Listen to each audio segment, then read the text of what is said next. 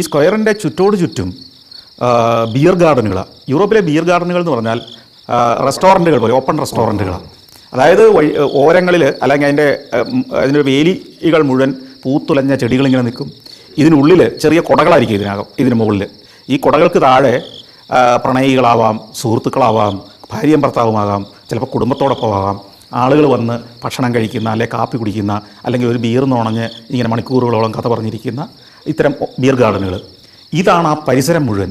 ആ രണ്ട് വശത്തും അല്ലെങ്കിൽ ഈ സ്ക്വയറിന് ചുറ്റോട് ചുറ്റും അല്ലെങ്കിൽ അതിലേക്ക് വന്നു ചേരുന്ന എല്ലാ തെരുവുകളിലും ഇത് തന്നെ ജനങ്ങളിങ്ങനെ നിറഞ്ഞിരിക്കുകയാണ്. ഇതൊരു ശനിയാഴ്ചയാണ്. ഈ ശനിയാഴ്ചയുടെ ഏതാണ്ട് ഒരു ഉച്ച നേരത്താണ് ഞാനവിടെ ചെല്ലുന്നത്. അപ്പോൾ ഏറ്റവും ആഘോഷത്തിൻ്റെ ഒരു മൂർധന്യ അവസ്ഥയിലാണ് നിൽക്കുന്നത്. അപ്പോൾ ഞാൻ ഈ ഹോട്ടൽ കണ്ടുപിടിക്കുന്നില്ല, കിട്ടുന്നില്ല. ഞാൻ ഒന്ന് രണ്ട് പേരോട് ചോദിച്ചു. അപ്പോൾ അവർക്ക് ആർക്കും അറിയില്ല. നമ്മുടെ ഭാഷ എന്തായിരിക്കും? ഞാൻ ഇംഗ്ലീഷിലാണ് സംസാരിക്കുന്നത്. കാരണം വേറെ ഒന്നും നമുക്ക് അറിയില്ലല്ലോ. കുറച്ച് പേർക്കൊക്കെ അറിയാം. ഇംഗ്ലീഷൊക്കെ ഇപ്പോൾ എല്ലാ രാജ്യങ്ങളിലും ആളുകൾ പഠിക്കുന്ന അല്ലെങ്കിൽ അവർക്ക് ആവശ്യമുള്ളൊരു ഭാഷയായി മാറിക്കഴിഞ്ഞു. പഴയതുപോലെ ഇംഗ്ലീഷ് ഒന്നും അറിയാത്ത നാടുകൾ ലോകത്ത് അപൂർവമാണ്. ഈ ലാറ്റിൻ അമേരിക്കയിൽ കുറേ രാജ്യങ്ങളൊക്കെ ഉള്ളൂ ഇംഗ്ലീഷ് തീരെ നിശ്ചയമില്ലാത്ത കുറേ ആളുകൾ നമ്മൾ കണ്ടുമുട്ടുന്നത്. പിന്നെ ചില ആഫ്രിക്കൻ രാജ്യങ്ങളിലും അങ്ങനെയുണ്ട്. ചൈന പോലും ടൂറിസം ഉള്ള സ്ഥലങ്ങളിൽ, ടൂറിസം വികാസം സംഭവിച്ച നാടുകളിലൊക്കെ ഇംഗ്ലീഷ് പഠിച്ച ഒരു തലമുറയെ ഇപ്പോൾ പുറത്തിറക്കി തുടങ്ങി.